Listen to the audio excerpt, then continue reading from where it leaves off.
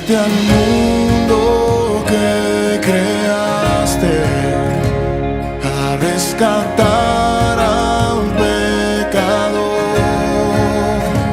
Tú siempre has elegido amarme, tu buena parte sí doy yo. En esta noche quiero compartir con ustedes una porción de la palabra en el libro de Mateo capítulo 7. Amén.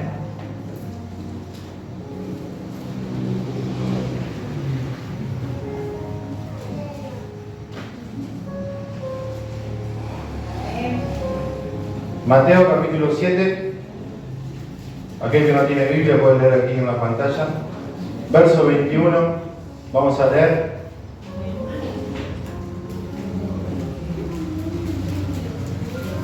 ¿Lo tiene? Leemos en nombre del Padre, del Hijo y del Espíritu Santo de Dios.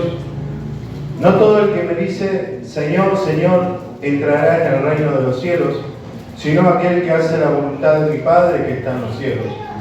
Muchos me dirán en aquel día, Señor, Señor, no profetizamos en tu nombre y en tu nombre echamos fuera demonios y en tu nombre hicimos muchos milagros. Y entonces les declararé, nunca os conocí, apartados de mí, hacedores de maldad. Cualquiera pues que me oye estas palabras y las hace, le compararé a un hombre prudente que edificó su casa sobre la roca. Descendió lluvia y vinieron ríos y soplaron vientos y golpearon contra aquella casa y no cayó, porque estaba fundada sobre la roca. Pero cualquiera que me oye estas palabras y no las hace, le compararé a un hombre insensato que edificó su casa sobre la arena, y descendió lluvia, y vinieron ríos, y soplaron vientos, y dieron con ímpetu contra aquella casa, y cayó, y fue grande su ruina. Y cuando terminó Jesús estas palabras, la gente se admiraba de su doctrina, porque les enseñaba como quien tiene autoridad, y no como los escribas. Oramos, amado Señor, esta hora estamos delante de ti, Señor, pidiendo la ayuda, la asistencia de tu Santo Espíritu, porque queremos conocer tu voluntad, queremos que tu palabra alimente nuestras vidas, que tu palabra enderece nuestro camino. Señor, en el nombre de Jesús nos rendimos delante de ti, nos sometemos al poder de tu palabra y de tu Espíritu para que te glorifiques en esta noche sobre nosotros, Señor, en el nombre de Jesús, para que tu palabra, Señor, pueda dar fruto al 100% para la gloria de tu nombre, en el nombre de Jesús. Amén, amén y amén. Gloria al Señor. Amén. Estas palabras, ¿sí? Comenzamos del final. Estas palabras las estaba diciendo Jesús, ¿sí? Jesús, quien Juan presenta en su libro como el Verbo de Dios, aquel que estuvo desde el principio, dice, y el Verbo era Dios y el Verbo estaba con Dios, ¿sí? Aquel que es el eterno Jesús, quien junto al Padre y al Espíritu Santo ya en la eternidad han planificado y han determinado traer salvación a un grupo elegido de pecadores. Y ahí estamos nosotros. Amén. Esta decisión no fue en el tiempo, fue en la eternidad. Desde antes de la fundación del mundo, declara la palabra, Dios ya no había elegido y conocido. Dios ya había determinado, ya había fijado un propósito sobre cada una de nuestras vidas.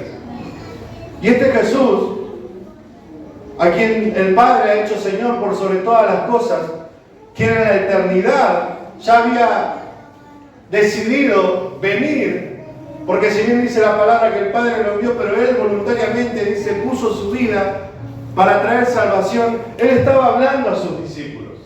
Y como hablamos la prédica anterior, vemos que son prédicas exclusivas para los discípulos, no para todos, para los discípulos. Y Jesús estaba hablando con autoridad, dice que la gente lo escuchaba y se maravillaba, dice, ¡wow! Este no es como los otros, este no es como los escribas. ¿Ustedes saben quién eran los escribas? Eran los maestros de la palabra. Los escribas tenían la responsabilidad de escribir, de transcribir, ¿sí?, los rollos. Ellos transcribían para que nunca se perdiera la escritura. O sea que ellos conocían mejor que nadie la palabra. Pero aquellos que estaban oyendo a Jesús decían, este no es como los otros. Este habla como alguien que tiene autoridad. ¿Y qué nos llevaba a decir esto? El tono de voz de Jesús. ¿Usted se lo imagina a Jesús allí en el monte, como hablamos la prédica anterior, parado ahí, a los gritos, hablando con voz en cuello, gritándole a todo, como lo hacía Juan el Bautista? No nos lo declara la palabra como lo hacía Jesús. Pero personalmente yo no me lo imagino a Jesús así, porque lo vemos en su carácter, en su comportamiento. O sea que el hecho de que las personas que escuchaban a Jesús veían que había una autoridad superior y verdadera sobre él, era su testimonio. Porque ellos lo veían a Jesús. Ellos estaban con Jesús. Ellos caminaban con Jesús. Ellos veían la vida intachable de justicia y de obediencia que llevaba Jesús en esta tierra. Él le estaba dando el ejemplo, por eso decían, este no es como los otros. Este lo que nos está diciendo lo está haciendo. Porque cuando vemos el sermón del monte y las palabras de Jesús, parece imposible hacer todo lo que Él nos pide. Solamente con la ayuda del Espíritu Santo podemos lograrlo. Pero viéndolo humanamente es imposible. ¿Sí? Y nadie podía alzar la voz y decirles, vos, Jesús, ¿nos vas a decir a nosotros esto? ¿Por qué? Porque Él respaldaba lo que decía con su testimonio. Amén. Y este Jesús, que era el maestro que les estaba enseñando, era también Señor. El Kyrios, dice la palabra. El dueño absoluto de todo, el amo. Aquel a quien le pertenecen los derechos de sus siervos. Y Dios ha hecho que la salvación descanse en una persona, en Jesús. Y que nuestra salvación dependa de una definición, de una respuesta a una pregunta. ¿Quién es Cristo para tu vida? ¿Quién es Cristo para ti? ¿Quién es Cristo para ti? Y que acá yo creo que cada uno tiene su respuesta. Pero esta respuesta no es una respuesta intelectual, no es una respuesta teológica. Esta respuesta no se trata de saber, sino de conocer. Realmente, ¿quién es Cristo para nuestras vidas? Porque quién es Cristo para nuestra vida define nuestro destino. Aquellos que le reconocieron y le recibieron como Señor, dice, entrarán en el reino de los cielos. Y aquellos que lo menospreciaron, no entrarán en el reino de los cielos. Y vemos aquí que no está hablando de ninguna obra en el hombre, está hablando de una determinación, de una decisión y de una relación con Jesús. La salvación está ligada, Dios ha hecho que esté ligada a Jesús y de nuestra respuesta a Jesús. No de nuestra respuesta a la iglesia, no de nuestra respuesta a los pastores o a los hermanos, sino de nuestra respuesta personal y única a Jesús. Porque Él es el Señor de todo. Y como Señor de todo tiene el derecho y la potestad de darnos salvación o de dejarnos en condenación. Como nos encontramos en otro tiempo. Muertos en delitos y pecados. ¿Sí? Y esta respuesta, hermanos, no es una respuesta que damos cuando hacemos una oración de fe. Porque hacer la oración de fe no salva a nadie. No es una oración de fe lo que salva. Lo que salva es una vida de fe. Una vida de obediencia, una vida de respuesta. Porque es esto lo que produce la fe. El Espíritu nos da la fe. Ahora, ¿cómo sabemos quién tiene fe? ¿Quién ha creído? Vamos a Hebreos 11. ¿Sí? Cuando vemos que Pablo comienza a... no se conoce el autor de Hebreos, pero el escritor comienza a enumerar en el libro de Hebreos a los héroes de la fe. ¿Sí?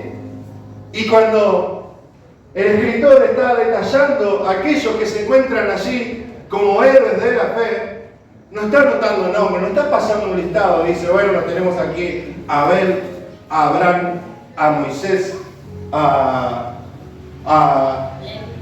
quién? Caleb. No, vemos que no enumera nombres de las personas que solamente han creído, sino que vemos que son personas que han hecho algo. ¿O no es así?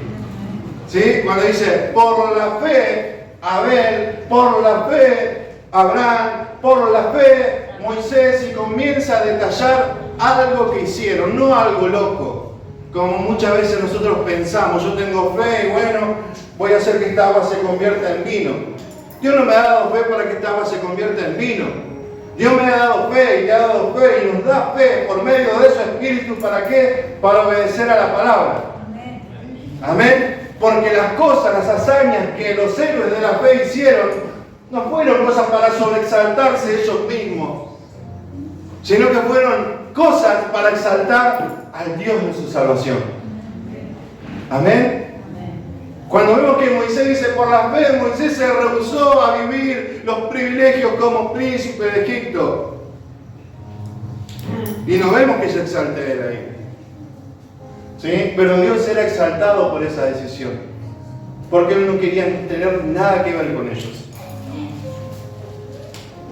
Entonces vemos que es lo que dice Santiago, que la fe sin obras es muerta. ¿Sí? Lo mismo que nos dice Hebreo.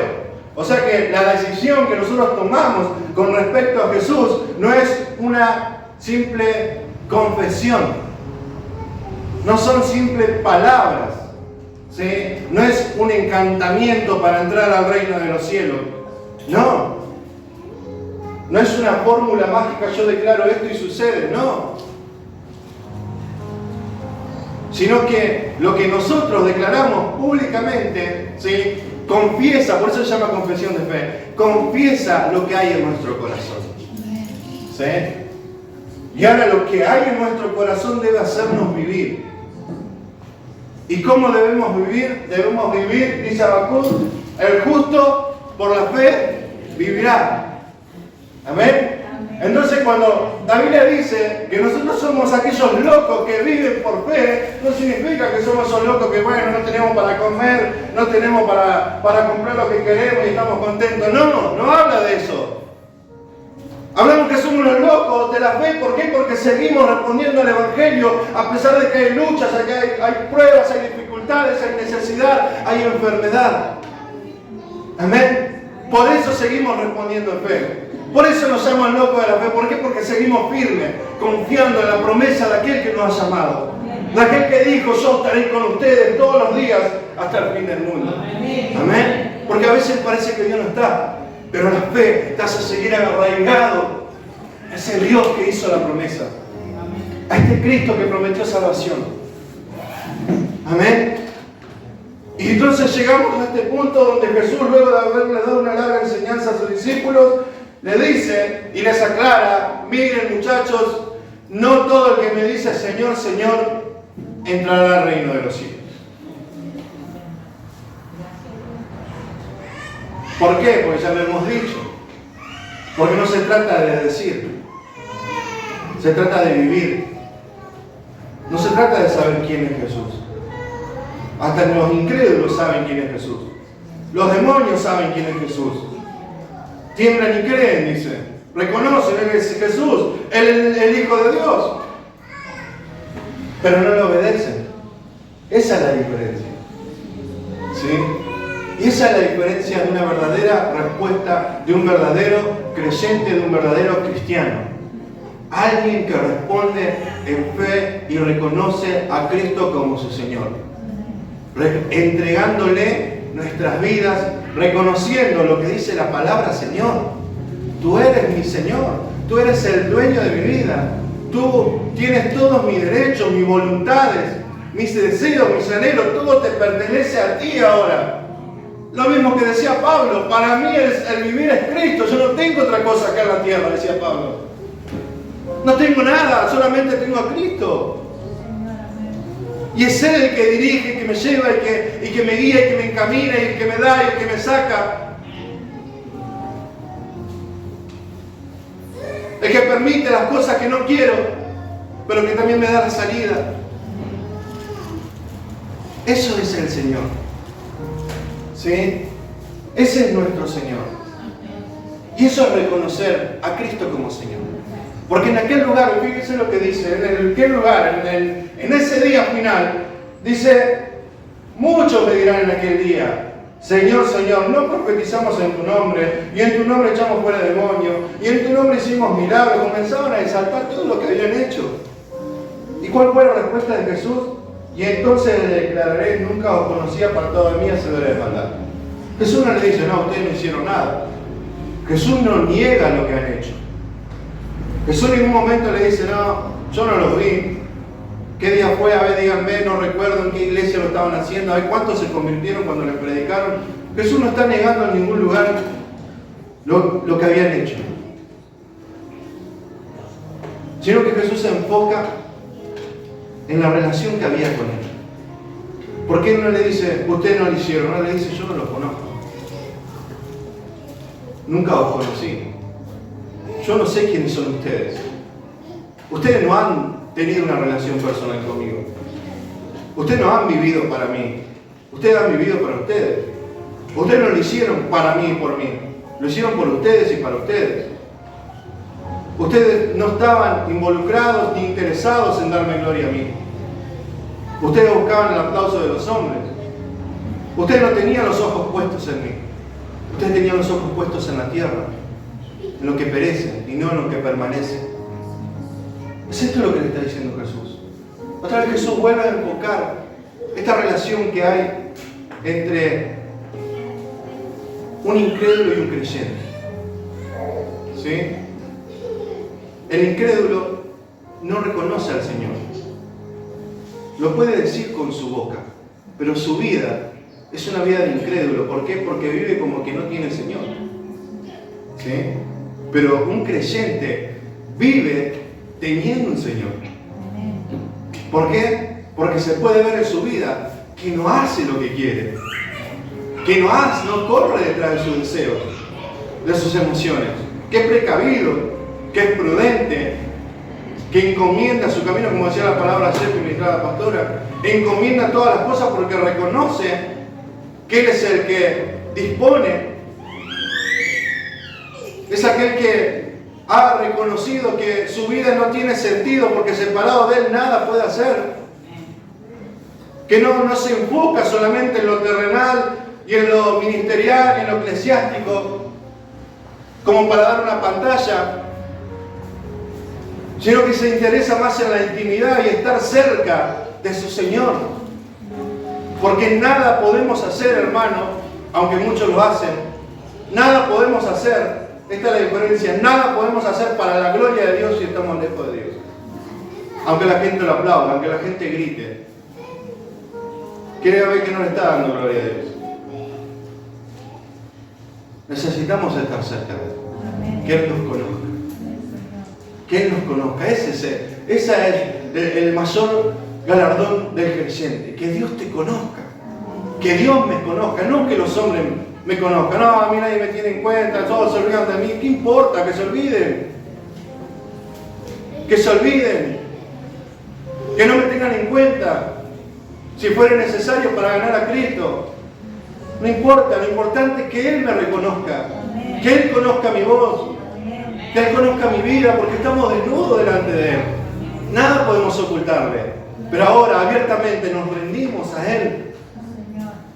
Y Jesús da un ejemplo, porque Jesús era un maestro, y el maestro de los maestros. ¿Sí? Y trae una analogía para que podamos entender lo que Él estaba diciendo. Y Él trae esta enseñanza con el ejemplo del hombre prudente y del hombre insensato. Del creyente y del incrédulo. ¿Sí? ¿Y cuál es la comparación o dónde se enfoca Jesucristo? Dice que Dios, ¿sí? Él dice, cualquiera que me oye estas palabras y las hace, le compararé.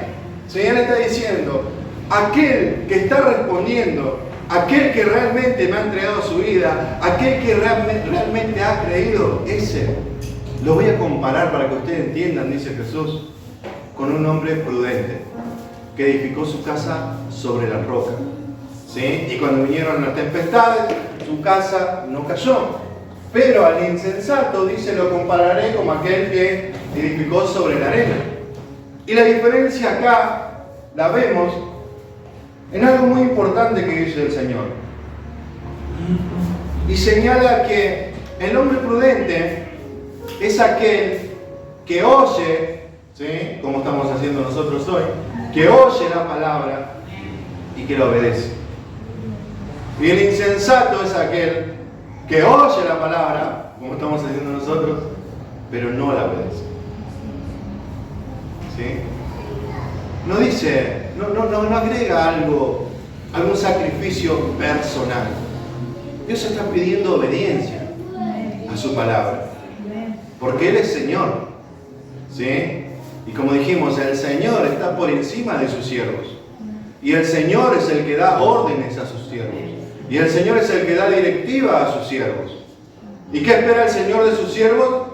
Respuesta, obediencia, ¿sí? Temor, reverencia. Esta es la respuesta que espera un Señor. Todos conocemos, nos trasladamos al tiempo antiguo. Aquel que no obedecía a su Señor podía perder la vida, y los siervos lo sabían. O sea que el Señor tiene el derecho sobre nuestras vidas. Por eso en aquel día Él va a decidir quién sí y quién no. No lo vamos a decir nosotros. No es que vamos a pasar de a uno y bueno, vamos a votar. ¿Ustedes qué dicen? ¿Para dónde lo mandamos a Lucas? No, va a descansar solamente en Él. Todo el juicio, dice la palabra, el Padre lo ha puesto sobre Jesucristo. Él es el que va a decidir en aquel día final. Hoy lo podemos encontrar a Jesús. Lo podemos encontrar con Jesús porque Él se aparece en nuestra vida como Salvador. Podemos recibirlo como Señor. Pero aquel que lo rechaza toda su vida, aquel que le da la espalda, un día lo va a encontrar también. Pero no como Salvador y Señor, sino como juez. Por eso Jesús le está hablando, le está diciendo cuán importante es lo que estamos haciendo hoy en esta tierra. Cuán importante es lo que hoy estamos haciendo con nuestra vida. ¿En qué nos estamos enfocando? ¿Hacia qué estamos apuntando? Como decíamos al principio, ¿quién es Cristo para nosotros? ¿Conocemos a Cristo realmente? Es nuestro Señor, es nuestro Salvador. Obedecemos a su palabra, le creemos a lo que Él nos dice. Realmente nuestra vida descansa en Él y en su voluntad. Realmente Él es más valioso que todo lo que el Señor nos ha provisto en esta tierra. ¿O hay algo en lugar de Él? Porque cuando el Señor pide como Señor, Él no está pidiendo el primer lugar. Él está pidiendo todo. Porque Él es Señor. Y Él no quiere menos que todo. Porque todo le pertenece a Él. Nuestra vida le pertenece a Él. Desde el día que nos entregamos a Él. Desde el día que Él nos salvó. Porque en la cruz no solamente hubo salvación, sino que hubo una compra. ¿Sí? Cuando la palabra dice que fuimos redimidos, quiere decir que fuimos comprados. Él ha pagado con su sangre para nuestra salvación. ¿Sí? Y antes no éramos libres, no crean que éramos libres, antes éramos esclavos del pecado. Pero ahora cambiamos del Señor porque Él vino y pagó por nosotros. Y ahora Él como Señor está demandando la respuesta de sus siervos, de aquellos a quienes ha comprado a precio de sangre. ¿Y cuál es nuestra respuesta? Es una respuesta que nosotros vamos a dar obligado. Bueno, no me queda otra, me cansé que me tiren la oreja a la iglesia, me cansé que me digan tantas cosas por medio de la palabra. ¿Cuál es nuestra respuesta? Créame, hermano, que hay algo que enseña esto también, que hay bendición en guardar la palabra. No es pérdida, no es sacrificio, no, porque vos viste que tenés que dejar esto, lo otro, tantas cosas te perdés de disfrutar, tantas cosas que no podés hacer, pareciera que no tenés vida. No, hay bendición en guardar la palabra. ¿Sí? Alcanzamos las promesas por medio de su palabra, porque Él ha dejado su palabra y junto a su palabra sus promesas para aquellos que la obedecen. Hay bendición para nosotros, para sus hijos, para aquellos que fielmente nos entregamos a Él y decidimos seguirle como nuestro Señor, ¿sí? Como nuestro Salvador. Ahora bien, para aquellos que no creen, que rechazan la palabra, que la desobedecen, que la menosprecian, no crean que solamente se limitan a no recibir las promesas, sino que vemos que para aquellos, dice la palabra, va a haber gran ruina. Gran ruina. ¿Saben que cuando dice la palabra gran ruina, significa que con esta casa no se pudo hacer nada? Gran ruina está diciendo se perdió todo. Y sin darnos cuenta, o por correr detrás de nuestro corazón engañoso, nos estamos perdiendo todo.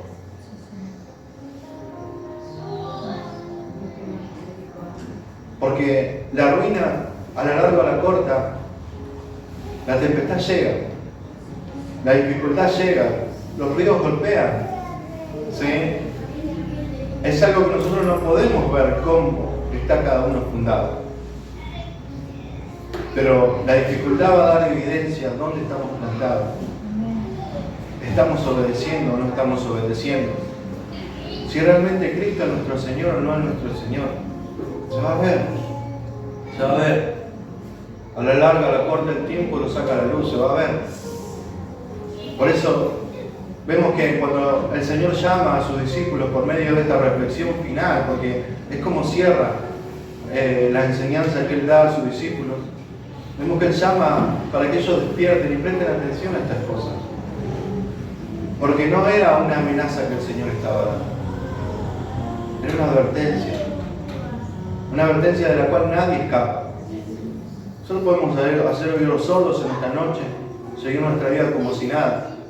Pero su palabra, estamos todos bajo su palabra, bajo la autoridad de su palabra. Nadie va a escapar. Nadie va a poder eludirla. A la larga o a la corta, la tormenta va a venir, si no es que ya vino sobre nosotros, sino que estamos en medio todavía. Y va a sacar luz lo que hay en nuestras vidas. Va a sacar luz realmente sobre qué estábamos edificando. Si realmente estábamos edificando en la roca, en Cristo, o estábamos haciendo la más fácil. ¿Sí? Porque esa es la diferencia. Muchas veces buscamos la más fácil, la más rápida. Lo que no me trae tanto estrés, tanto cansancio, tanta dificultad. Nos conformamos, nos metemos en la comodidad. Comenzamos a seguir a Jesús de lejos. Y esto no es un juego, porque como dijimos hoy, no se trata de una relación de usted con la iglesia o con el pastor, se trata de una relación con Jesús. ¿Sí? Con Él, no con nosotros, no conmigo, no con tu hermano que tenés al lado, con Jesús. Porque es Jesús quien va a decidir tu destino. Es Él el que va a decidir a dónde vamos a ir. Y muchos dirán, bueno, pero Él es bueno, Él me va a perdonar. Sí, Él nos va a perdonar. Pero necesitamos arrepentirnos. Y necesitamos creer realmente con la fe que el Espíritu nos da. Y esta fe va a traer obediencia, va a traer respuesta a su palabra. Por eso, como dije al principio, te vuelvo a preguntar, ¿quién es Cristo para tu vida? ¿Quién es Cristo para ti? ¿Quién es Cristo para nosotros? Que podamos meditar en esto cada día de nuestras vidas. Que podamos tener una respuesta certera y conforme a su palabra. Que Él sea nuestro Señor. Porque Él va a venir como Señor. ¿Sí? Él vino como Cordero, Él va a venir como León, Él va a venir como Señor. Y todos aquellos que no han creído, todos aquellos que se rehusaron, se resistieron al Evangelio y a la obra de su Espíritu, lamentablemente van a quedar, van a sufrir, van a padecer lo que la palabra dice, la gran ruina. Pero para nosotros, los que estamos decididos a volvernos a Él y a perseverar, a continuar edificando sobre la roca, hay bendición, hay vida eterna, hay salvación, hay delicias a la diestra del Señor. Amén, porque Él es nuestro Señor. Y no nos toma como un esclavo, nos toma como sus siervos. ¿Sí? Nos permite estar allí en su casa, nos permite disfrutar de todas las cosas que Él nos provee.